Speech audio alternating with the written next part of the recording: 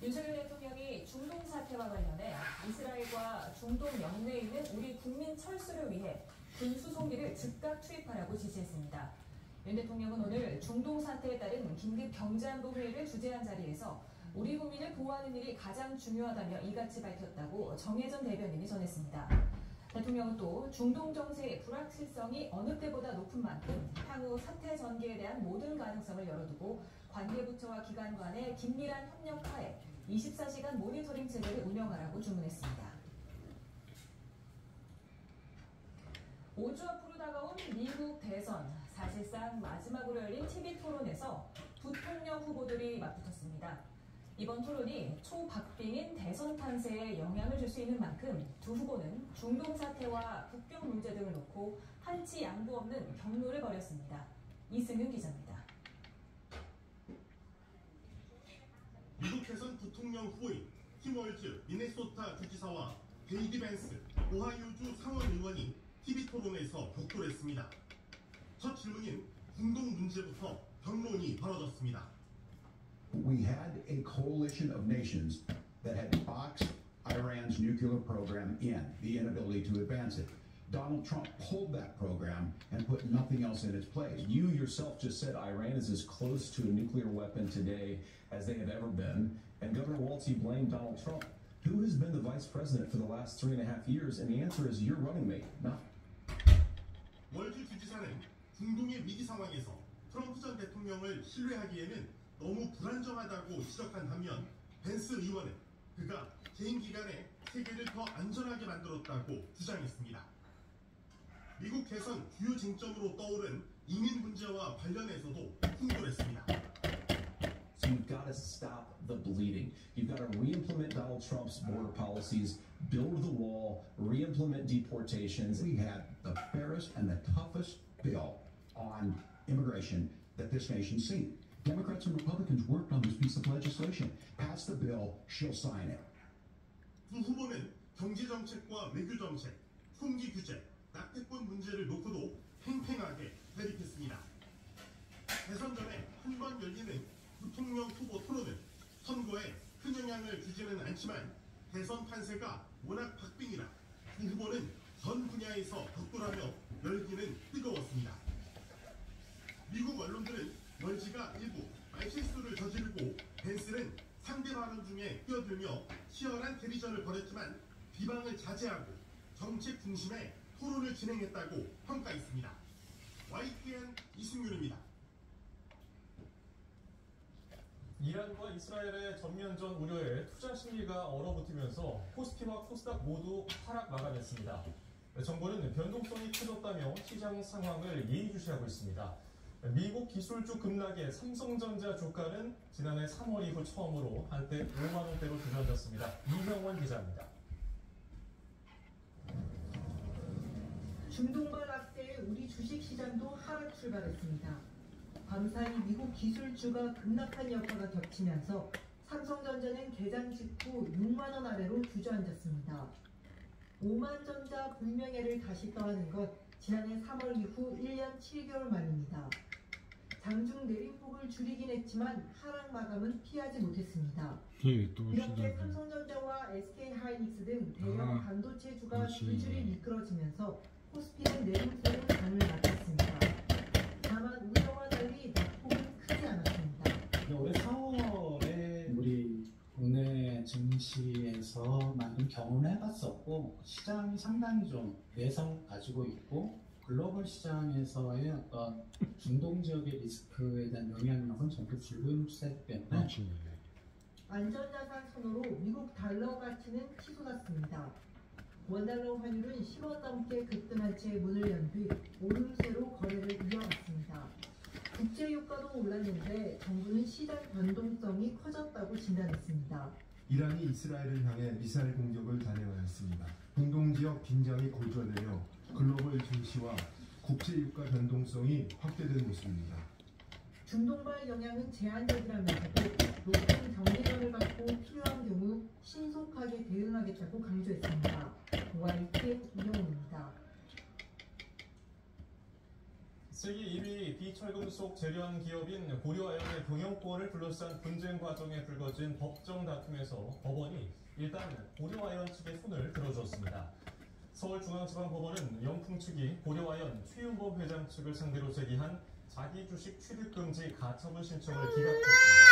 재판부는 고려아이언이 자본시장법에 규정된 공개 매수자의 특별 관계자에 해당한다고 단정할 수 없다면서 고려아이언이 자사주 매입을 해서는 안 된다는 영풍 측 주장을 받아들이지 않았습니다. 챔피언에 영풍, MBK 파트너스와 경영권 분쟁 중인 고려아이언 최윤범 회장은 자사주 매입을 회사와 주주, 임직원, 협력업체를 지키고 국민 우려를 불식하기 위해 진심을 담은 간절한 결정이라고 말했습니다. 최 회장은 긴급 기자회견을 열고 개인 캐피탈과 함께 현재 1,500을 투입해서 전체 발행 주식의 18%인 327만 원 중에 매수한다고 밝혔습니다. 평균 매수 가격은 80%. 공개 매수를 통해 기록한 가격 주식을 주주가치 제고를 위해서 전략 소각하기로 했습니다. 챔피언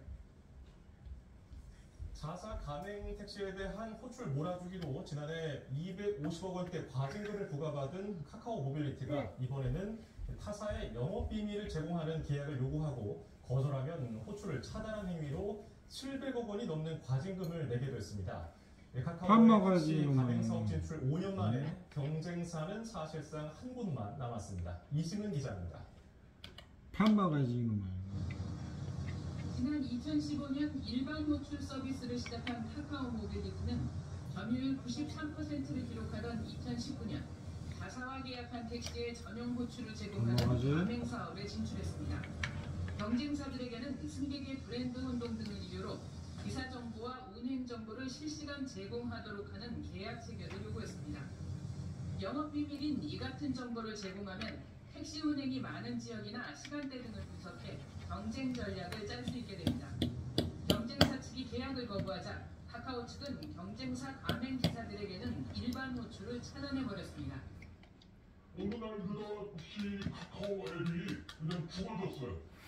콜을 받을 수가 없어요. 제가 평균 한 500만 원 정도를 매출을 찍습니다. 그런데 그 콜이 죽어지는 바람에 거의 한 200 이상 253 정도 밖에 안 되더라고요.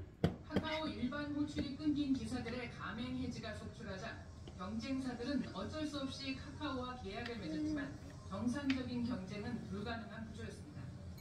콜 차단과 앞서 공정위 제재를 받은 콜 몰아주기 등의 결과 가맹 시장에서 카카오의 점유율이 79%로 올라갔고 일반 호출 시장 점유율도 96%로 더 높아졌습니다. 그동안 10개 정도 사업자가 면허를 받은 택시 가맹 시장에서 현재 카카오의 경쟁자는 사실상 우티 한 곳밖에 안 남았습니다. 공정위는 카카오에 시정 명령과 함께 잠정적으로 과징금 724억 원을 부과하고 검찰에 고발하기로 했습니다. 시정을 독점하고 있는 거대 플랫폼이 시장 지배력을 부당하게 이용해서 인접시장에서 경쟁 사업자와의 공정 경쟁을 제한함으로써 자신의 시장 지배력을 확대하는 반경쟁적인 행위를 엄격히 제재하는 사례입니다. 카카오 모빌리티는 문제의 계약은 이용자 불편을 해소하기 위해 상호 정보 제공을 전제로 맺어졌고 확보한 정보를 자사 사업에 활용하지도 않았다며 행정소송을 제기할 것이라고 밝혔습니다. YTN 이승은입니다. 어디 봐 이놈아. 교육부가 의대생들의 휴학 신청을 승인한 서울대 의대에 대한 강도 높은 감사에 나서자 의료계는 협박성 조치라고 강하게 반발했습니다. 의료계는 또 2025학년도 의대 정원부터 다시 논의해야 한다고 강조하면서 의사 인력 추계기구에 참여하지 않겠다는 뜻도 밝혔습니다. 취재기자 연결해서 자세한 내용 들어봅니다. 백종규 기자. 네, 사회부입니다. 예, 교육부가 의대생들의 휴학을 승인한 서울대에 대한 강도 높은 현장 감사를 진행하고 있죠? 네, 서울대 의대는 지난달 30일 정부의 휴학 승인 불가 방침에 처음으로 반기를 들고 의대생 700여 명의 1학기 휴학 신청을 일괄 승인했습니다. 서울대학 측에는 의대생들의 휴학 승인 최종 결정권자가 의대 학장으로 되어 있어 학장이 대학 본부 측과 논의 없이 자체 휴학 신청 승인 절차를 밟았습니다. 올해 2월 정부가 의대 정원 확대 방침을 발표한 뒤 이에 반발하며 의대생들은 휴학계를 했는데 서울대 의대가 교육 차질 이유로 이를 받아들인 겁니다. 정부는 이후 불편한 기색을 써내며 서울대 의대에 대한 고강도 감사에 나섰습니다. 교육부는 오늘 오후 서울대 관악캠퍼스 교무처에 감사 인원 12명을 보내 현지 감사를 시작했습니다. 감사 시작 전 할 수 있는 한 최대한 강도 높은 감사를 생각했다며 엄정 대응 방침을 밝히기도 했습니다. 이어 다른 대학들을 향해서도 같은 일들이 일어나지 않길 기대한다며 압박 수위를 높였습니다. 다른 의대에서도 휴학 승인이 확산할 거라는 전망이 나오자 이를 차단하기 위해 엄포를 냈습니다. 의료계는 즉각 반발하고 나섰습니다.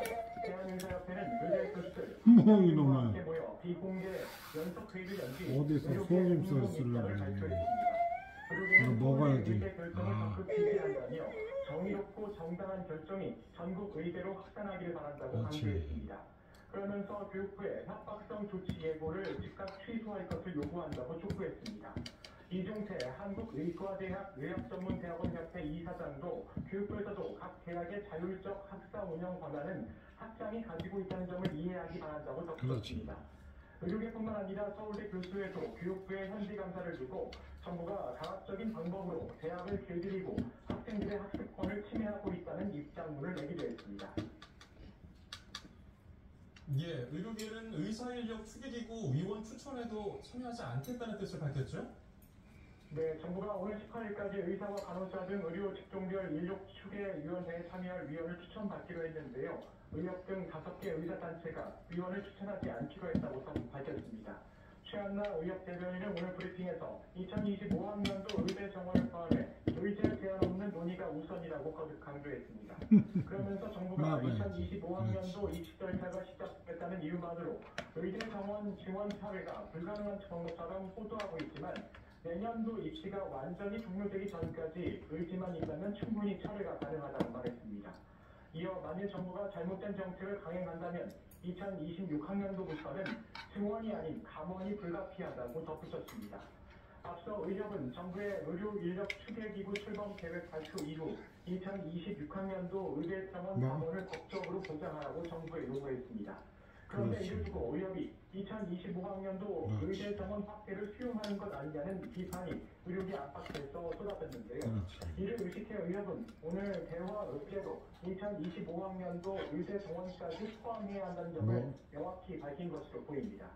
지금까지 사회부에서 YTN 백종규입니다. 오늘 마지막으로 다뤘잖아요. 축구 국가대표팀 감독 선임 과정에서 불거진 논란에 대해 문화체육관광부가 오늘 중간 감사 결과를 발표했습니다. 후보 추천부터 면접까지 절차상 문제가 있었지만 홍명보 감독의 계약을 무효로 보기는 어렵다고 했는데 관련 내용을 박찬하 축구 해설위원과 짚어보겠습니다. 어서 오세요. 네, 안녕하세요. 네, 홍명보 감독은 물론이고 전임 감독이었던 크린스만 전 감독 선임 과정에서도 문제가 확인이 됐다고 하는데 어떤 문제가 있었습니까? 네, 이번 발표는 어디까지나 중간 조사 결과 발표입니다. 그리고 감독 선임에 관한 부분만 문체부에서 발표를 한 건데요. 감독 선임에 관한 부분이 이번 홍명보 감독 선임 과정만 문제가 됐던 게 아니라 사실상 모든 문제의 시작은 크린스만 감독 선임 시기로 거슬러 올라가야 되거든요. 네, 우리가 돌아보면은 크린스만을 선임하지 않았다면 세상에 만약은 없습니다만 크린스만을 선임하지 않았다면 아시안컵 때 그 난리도 없었을 거고요. 그리고 그렇게 크린스만 감독이 경질되면서 임시감독 체제로 팀이 운영이 되고 또 홍 감독 선임의 논란까지 사실상 벌어지지 않아도 될 일이었기 때문에 문제의 시발점이 크린스만 선임 때로 거슬러 올라가야 됩니다. 당시의 의심은 대한축구협회가 전력강화위원회를 패싱하고 누군가의 독선으로 인해서 크린스만 감독을 선임한 거 아니냐, 정당한 규정과 절차를 밟지 않고 프로세스 없이 그냥 크린스만 감독을 낙점해서 선임한 것이 아니냐, 그런 의심이 있었습니다. 그런데 역시나 이번 조사 결과에서는 사실상 그것이 실제로 벌어졌다라고 문체부가 발표를 했던 거고요. 그렇기 때문에 크린스만 감독도 선임에 대해서 문제가 있었다고 얘기를 한 거고, 이 홍명보 감독 역시도 규정과 절차를 제대로 지키지 않은 채로 선임이 됐다고 발표를 했습니다.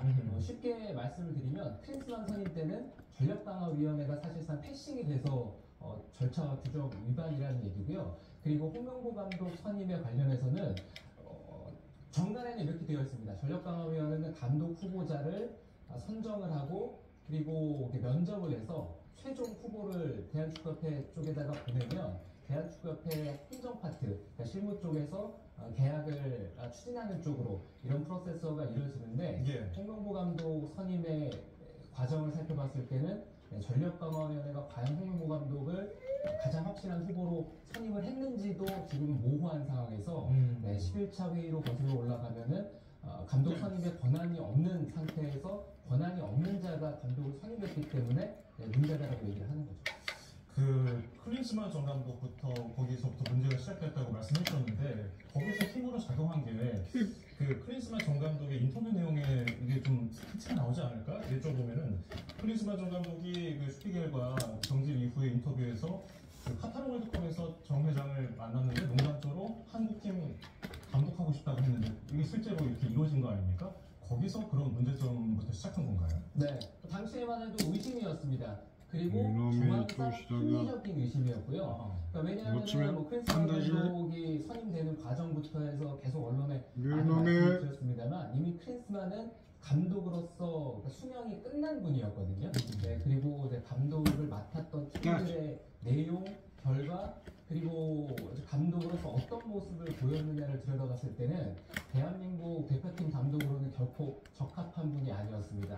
네, 하지만 뭐 크리스만 감독의 얘기가 어느 정도는 사실이었다고 드러나는 거죠. 지금 이번에 홍명보 감독 선임 과정에서 후보 1위였던 홍명보 감독 대신에 2, 3위였던 외국인 감독을 먼저 만나라고 정몽규 협회장이 지시를 했다고 하는데 문체부는 지금 이런 지시가 없었다면 절차적인 문제는 없었을 것이다 이렇게 판단하고 있는데요. 아마 뭐 해당 내용을 조금 더 살펴봐야 되겠습니다만 이번 홍명보 감독 선임의 가장 문제가 됐던 것은 전력강화위원장이 사임한 상황에서 이임생 기술총괄이사, 기술위원장이 그 권한을 물려받았는지가 쟁점입니다. 네, 하지만 어디에서도 이 이임생 기술총괄이사, 기술위원장이 권한을 위임받았다는 내용이 없거든요. 위원장 겸직이 불가하게 되어 있습니다. 그렇다면 이사회를 통해서 이것을 승인을 받아야만 권한이 이제 넘어간다고 겸직이 가능하다고 볼 수가 있는데 그런 것도 없고 그리고 권한을 위임받았다고 볼 수 있는 어떤 객관적인 그런 상황이 없는 상태이기 때문에 그래서 문화체육부는 그렇게 얘기를 했던 거고요. 뭐 순위가 전력강화위원회에서 후보를 선정을 하고 뭐 1, 2, 3순위 이렇게 순위가 있었을 텐데 누구를 먼저 만나느냐 뭐 그것도 중요합니다만 사실상 뭐 한 번씩 다 만나야 된다라고 했을 때는 순서가 그렇게 중요하다는 생각은 아닙니다. 이놈이 지금 또 쟁점이 되는 부분이 밥 먹어야지. 어제 축구협회에서는 절차를 지켰다면서 전력강화위 10차 회의록을 공개했는데 원래 협의체에서는 11차가 문제였는데 왜 10차를 공개했습니까? 계속해서 11차의 내용을 부정하기 때문에 10차 회의록을 공개했다고 생각을 합니다. 대한축구협회가 대중을 기만하거나 이러기 위해서 10차 회의록을 공개했다고 생각하지 않고요. 대한축구협회 현재 문제 인식 수준이 딱 거기에 머물러 있다고 생각을 하면 조금 더 편할 것 같습니다. 10차 회의록을 공개를 한 과정도 황당하게 되지 않았고요. 월요일날 홍명보 대표팀 감독이 대표팀 명단 발표 과정에서 본인의 답답함을 호소하면서 10차 회의록을 공개했으면 좋겠다라고 얘기를 했습니다. 네, 그리고 나서 대한축구협회가 기다렸다는 듯이 10차 회의록을 공개를 했는데 그게 화요일이었습니다. 네, 그러니까 문제 인식 수준이 10차 회의록만 공개하면은 모든 문제가 사라지겠지, 종식되겠지 이런 생각을 하고 있는데요. 근데 그 10차 회의를 부정하는 것도 문제입니다만 사실상 10차 회의록을 들여다보면 이놈의 이거 다 먹었잖아. 우리가 다 먹었잖아. 대표팀 감독을 뽑는 게 이상형 월드컵에서 1등을 뽑는 게 아니잖아요. 그래서 봤을 때는 우리나라 축구에 적합한 감독이 누구인지 어떤 스타일의 감독이 필요한지를 결정을 하고 거기에 부합하는 감독 후보군을 추려야 되는 거잖아요. 그게 정상적인 프로세스고 그게 정상적인 절차와 과정일 것 같은데 내용을 조금만 살펴봐도 이것이 인기 투표인지 아니면은 어떤 축구의 감독을 뽑는 것인지 알 수 없는 내용들이 대부분입니다. 이처럼 선임 절차 여러 문제가 있지만 그래도 문체부는 홍명보 대표팀 감독 선임 자체를 무효할 정도는 아니다라고 판단을 한 것 같아요. 그 이유는 뭘까요? 네, 문체부의 이 감사 결과였기 때문에 문체부는 수사기관도 그리고 뭐 헌법기관, 법률기관도 아니지 않습니까? 예. 그렇기 때문에 문화체육부에서는 할 수 있는 선에 발표를 했을 뿐이라고 생각을 합니다. 그리고 지난 배드민턴 감사 결과 때도 저희가 확인을 했습니다만 문체부에서 할 수 있는 어떤 최고의 어떤 발표, 감사 결과는 권리 이 정도거든요. 강제로 어떤 제재를 가할 수 있는 권리가 없는 상태이기 때문에 최선의 어떤 판단을 했다는 생각이고요. 그리고 일반적으로는 절차와 규정에 문제가 있었기 때문에 감독 선임 자체도 무효가 돼야 되는 것이 아닌가 이런 얘기들을 많이 하시는데 개항에 관한 부분은 또 다른 사안이라는 생각입니다. 그렇기 때문에 이 문제는 조금 더 복잡한 문제고 이것이 원천적으로 무효가 되려면 감독 선임에 관해서 적법한 적법하지 않은 그러니까 위법 사항이 드러나야만 감독 선임이 무효가 돼야 될 텐데 거기까지는 문체부가 뭔가 확인할 수 있는 곳이 아니기 때문에 거기까지 문제가 됐다는 생각입니다. 예. 그리고 또 천안 축구 종합센터 관련해서도 문제점이 나왔더라고요. 2022년에 21억 원, 지난해에는 56억 원 국고보조금이 이게 법률에 위반되게 집행됐다고 하는데 이거 어떤 내용입니까? 네. 이 해당 사안에 대해서는 아마 감독 선임이라든가 이익권과는 별개로 엄중한 제재가 가해질 가능성이 큽니다. 이 대한축구협회가 자신들의 수익만으로 운영되는 단체가 아니라 혈세가 지급되는 곳이거든요. 그렇기 때문에 세금을 유용하게 쓰여줘야 되는데 관련 없이 세금을 받아서 어떤 곳에 쓰기로 했는데 그곳에 쓰지 않고 다른 쪽에 썼다면 그것이 문제가 되는 거고요. 이것이 문화체육부에서는 현재 여건에 대해서 문제로 밝혀졌다. 그리고 이것을 더 조사하고 발표를 하겠습니다만 이 문제가 사실로 드러났을 경우에는 보조금고부 결정 취소나 반환 명령 그리고 뭐 제재라든가 이런 절차를 밟아가겠다라고 밝혔습니다. 네. 그런데 축구협회가요, 이 문체부의 감사 중간 발표에 대해서 반박을 했습니다. 협회장의 직무 범위 그리고 전력강화위원회의 역할에 대한 오해에서 비롯됐다. 이게 무슨 내용입니까? 네, 대한축구협회 정관을 좀 살펴볼 필요가 있는데요. 정관 26조에는 협회장이 협회 업무를 총괄한다. 그리고 47조에는 긴급을 요하는 사항은 회장이 처리할 수 있다. 그리고 제52조는 정당위는 국가대표팀 운영과 관련한 조언과 자문을 하는 기구, 구성원은 외부의 축구 전문가들 중에서 대초, 협회에 자문을 하는 기구이지 어떠한 결정을 하는 의결 기구가 아니다라고 얘기를 하고 있습니다. 그래서 이를 근거로 통상적으로 우리는 정상적인 절차를 밟아왔고 그렇기 때문에 아무런 하자가 없는 우리는 절차와 규정을 위배하지 않고 이것을 지키면서 감독 선임을 했다고 얘기를 하고 있는데 쉽게 생각하시면은 상세 규칙과 세칙이 없다는 겁니다. 그렇기 때문에 우리는 지금까지 해오던 대로 해왔고 앞으로도 해오던 대로 해야 할 것이다. 그렇기 때문에 문제 삼지 말라는 게 대한축구협회 견지가 아닌가 싶습니다. 이게 축구협회 정관 방금 말씀해 주신 거 들어보면은 좀 모호해요. 그래서 어떻게 보면은 협회장 마음대로 할 수 있는 거 아닌가? 이런 생각이 드는데 어떻게 평가하십니까? 네, 아마 그렇게 해석될 여지가 충분히 있다는 생각입니다. 예. 그리고 최종 감사 결과가 이달 말에 공개될 예정인데 관련자 문책 같은 그 처분 요구 수위는 어느 정도가 될 것으로 보십니까? 말씀드렸던 것처럼 문체부는 수사기관이나 국민의 헌법기관이 아니기 때문에 할 수 있는 선이 정해져 있습니다. 제재 수위도 정해져 있을 거고요. 그리고 감독 선임에 관련해서는 얘기했던 것처럼 문제가 있다고 발견이 된다 한들 계약 위반이냐 이것은 이제 별건의 문제로 보는 것이 타당할 것 같고요. 하지만 이 천안축구센터와 관련된 것들이라든가 다른 사안이 어디까지 더 밝혀질지 모르겠습니다만 국부용이라든가 이런 쪽은 사안이 심각해질 가능성이 크죠. 자, 그리고 그 문체부 감사에 대해서 반박하는 내용 중에 이임생 이사가 홍명보 감독의 자택 근처에 가서 몇 시간씩 기다려서 만난 일은 이게 외국인 지도자들을 면접한 상황과 비교하면서 만남의 방식이기 때문에 이게 특혜가 아니다라고 했는데 이 점은 어떻게 보십니까?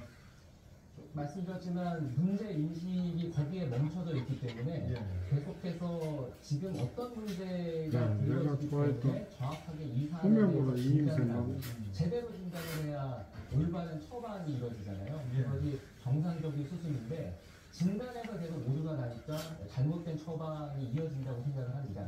제한축덕회가 어떤 일이 불거질 때마다 항상 뒷수습이 계속해서 판결의 불만 그리고 대중의 여론과는 다른 방향으로 갈 때가 많았거든요. 이번 사안도 마찬가지입니다. 그럴싸한 장면이라도 포장이라도 잘 해야만 이 성난 어떤 분위기가 달래질 수가 있잖아요. 하지만 계속해서 지금 분란중에 기름을 붓는 점이니까 문제가 다 먹었네. 다 먹었잖아. 정치부가 지금 정몽규 회장의 부당한 교육을 다 먹었지 않으니? 칼끝이 정몽규 협회장한테 가 있는 그런 양상인데 이런 상황에서 정 회장이 자선 도전 강행할 수 있을까요? 지금 이 문제를 가장 빠르게 종식시키는 방법은요. 방법이 그렇지. 하나 있습니다. 마지막. 정몽규 회장이 사선을 포기하는 것과 홍은보 감독이 사임하는 것. 그 두 가지가 동시에 이루어지면은 이 논란을 빠르게 종식시킬 수가 있습니다. 하지만 그 두 가지에 대해서 계속해서 결단을 내리지 못하고 있기 때문에 이 문제는 안녕. 안녕히 계세요.